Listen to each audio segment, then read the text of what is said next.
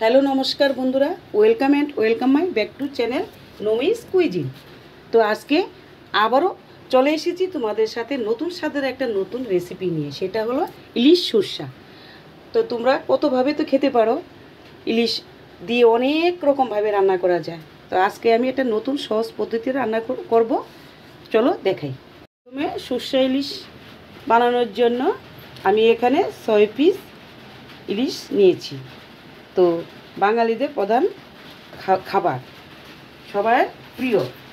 তো আমি এখন কিছু লবণ হলুদ দিয়ে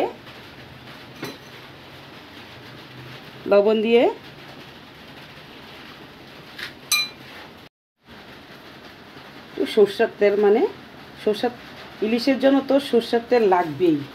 তো একটু মেরিনেট করে নেব ভালো করে।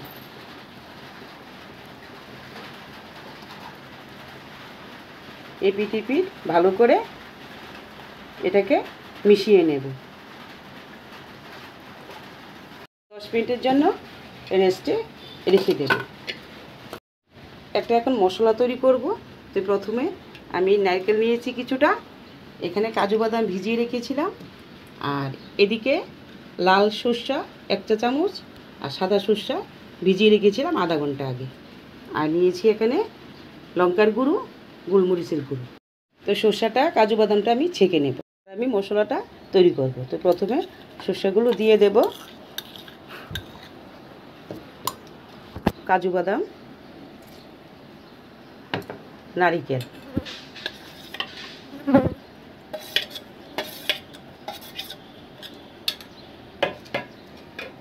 এদিকে লঙ্কার গুঁড়ো, গোলমরিচের গুঁড়ো।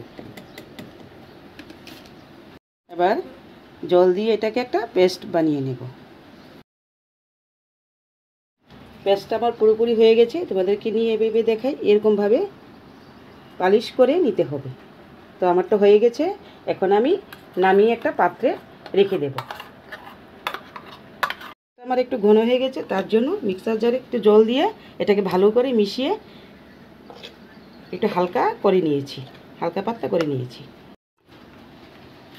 দেখো মাছটা আমার 10 মিনিটের জন্য রেখেছি, এখন পুরোপুরি ম্যারিনেটটা হয়ে গেছে। এখন আমি একটু হালকা করে ভেজে নেব। এখানে একটা প্যান বসিয়েছি, প্যানটা গরম হয়ে গেছে।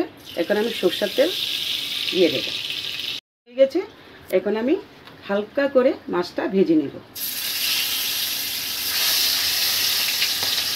কড়া করে ভাজলে টেস্টটা ভালো আসবে না, ইলিশ সর্ষা তো, তাই একটু হালকা করে ভেজে নিতে হবে।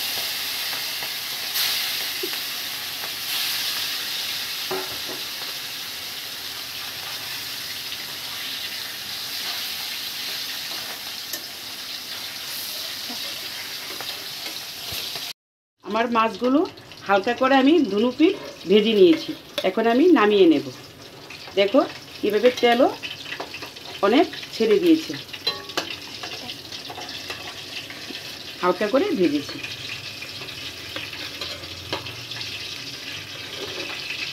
এটা তেল কমিয়ে নিয়েছি, এতগুলো তেল লাগবে না, তার জন্য একটু কমিয়ে নিয়েছি।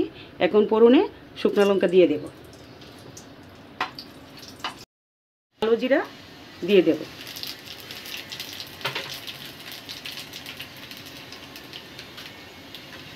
এবার মশলা পেস্ট করে রেখেছি যে এটা এখন দিয়ে ভালো করে কষিয়ে নেব।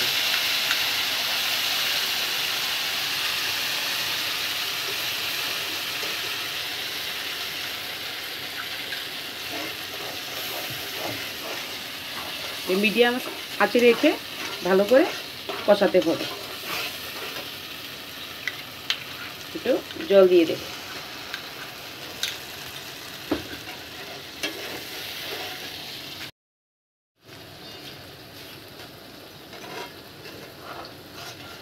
লবণ 1 চামচ। এবার এটাকে ভালো করে কষিয়ে নেব। দেখো মশলা থেকে কীরকম আবার তেল ছেড়ে দিয়েছে। এখন হালকা করে জল দিয়ে দেব।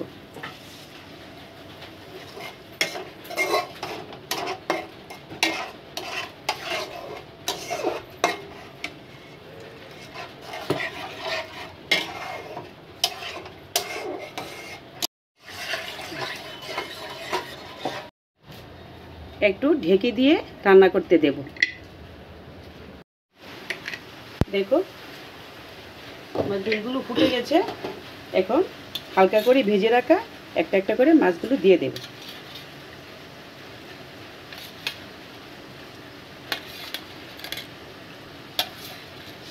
এই সর্ষে ইলিশটা অন্যরকম, অনেকভাবে তো মানুষ রান্না করে, তোমরাও খেয়েছো। অনেকভাবে রান্না করা যায়, ভাপাও করা যায়, কাঁচা ইলিশের সর্ষা দিয়েও রান্না করা যায়। এখন আমি একটা অন্য রকম সহজ পদ্ধতিতে অনেক টেস্টি হয় খেতে রান্না করে দেখালাম তোমাদেরকে। সবশেষে 2-3 চামচ টক দই রেখেছি, এটা দিয়ে দেব। প্লিজ তোমরা এইভাবে রান্না করে একবার হলেও ট্রাই করে দেখবে কীরকম লাগে খেতে।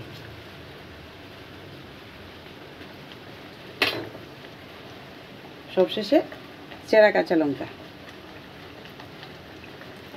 দিয়ে আরেকটু ভালো করে ঢেকে দেব। তো দেখো একেবারে হয়ে গেছে। তেলটাও ভালো করে তোমরা বুঝতেই পারছো, দেখতে কালারটা কতটা সুন্দর হয়েছে। তো সবশেষে আমি স্বাদটাকে ব্যালেন্স করার জন্য 1/2 চা চামচ চিনি দিয়ে দিলাম। চিনি দিয়ে নাড়াচাড়া করে একটু নামিয়ে নেব। তো দেখো আমার ইলিশ সর্ষা একেবারে তৈরি। দেখো বাঙালিদের প্রথম শ্রেষ্ঠ খাবার। তো আমি খুব সহজ পদ্ধতিতে রান্না করে তোমাদেরকে দেখালাম। যদি তোমাদের এই রেসিপিটা ভালো লেগে থাকে তাহলে আমার চ্যানেলটাকে একটু সাবস্ক্রাইব করবে, লাইক করবে, শেয়ার করবে। অশেষ অশেষ ধন্যবাদ। টাটা, আজকে আসি, নেক্সট আবার দেখা হবে নতুন একটা রেসিপি নিয়ে।